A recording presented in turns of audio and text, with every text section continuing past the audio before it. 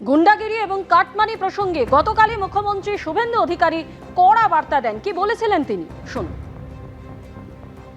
জানতে চাইব তোলাবাজি বন্ধ হয়েছে হ্যাঁ কি না। বন্ধ হয়েছে, রাস্তায় হাত পাতা বন্ধ, গোমাতা পাচার বন্ধ, বেআইনির কয়লা বন্ধ, বালির ঘাট বন্ধ।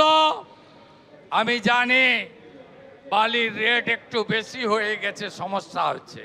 সব বালির ঘাটকে আমরা বৈধকরণ করব, তোলাবাজি হইব না, সিন্ডিকেট চলিব না, কাটমানি বন্ধ। এবারে যে ঘর দেব আমরা, প্রায় 30 লাখ বাড়ি। 1 টাকা যদি কেউ চায় একটি খবর আমাকে দেবেন। আগামী 2027-এর 9 মে আমার মুখ্যমন্ত্রিত্বের 1 বছর পূরণ হবে। সেদিন আমি আপনাদের সঙ্গে পরীক্ষায় বসবো। পরীক্ষায় আপনারা নাম্বার দেবেন আমাকে।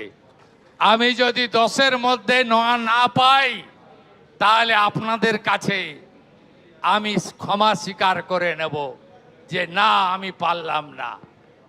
আপনারাই বলবেন যে না, ভুল লোককে ঠিক করিনি, সঠিক লোককে সঠিক দলকে দিয়েছি। বালিগঞ্জে মিষ্টির দোকানের মধ্যে ঢুকে গুন্ডাগিরি দাদাগিরি করলেন স্থানীয় বিজেপির যুবনেতা বিবেক ত্রিপাঠী এবং তার অনুগামীরা। যার বিরুদ্ধে অভিযোগ উঠেছে সেই বিবেক ত্রিপাঠী, তিনি কি বলছেন শুনুন। সেই দিনে আমাদের 2-3টে র্যালি ছিল। আমি র্যালিতে মানে পার্টিসিপেট করার পরে ওনার দোকানে যাই মিষ্টি খেতে। ওনাকে একটা গোলাপ জামুন অর্ডার করা হলো আর একটা মিষ্টি বরফি অর্ডার করা। আপনি সিসিটিভিতে ফুটেজে দেখতে পারবেন। আমার সঙ্গে একটা আমার বন্ধু ছিলেন। আগে বরফিটা খেয়ে নিলাম, আমার খিদে পেয়েছিল। তারপরে গোলাপ জামুনটা যখন খেয়েছি তখন ওর মানে ট্যাঙ্গি লেগেছে। ট্যাঙ্গি মানে আপনি বলতে পারেন হিন্দিতে আমরা বলি না, ঠাট্টা লেগেছে। ওনাকে আমি বললাম কি দাদা, আপনার এই গোলাপ জামুন খারাপ আছে। তো উনি আমাকে উনি আমার সঙ্গে আর্গুমেন্ট করে যাচ্ছেন, না 2 ঘন্টারই গোলাপ জামুন আছে, ও আছে, এই আছে। আমি বললাম দাদা আমি কি মিথ্যা বলছি, আপনি এটা টেস্ট করে নিন।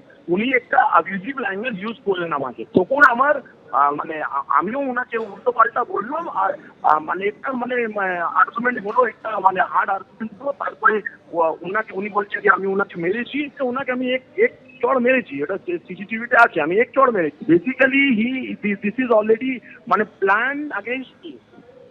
এবিপি আনন্দ এগিয়ে থাকে, এগিয়ে রাখে।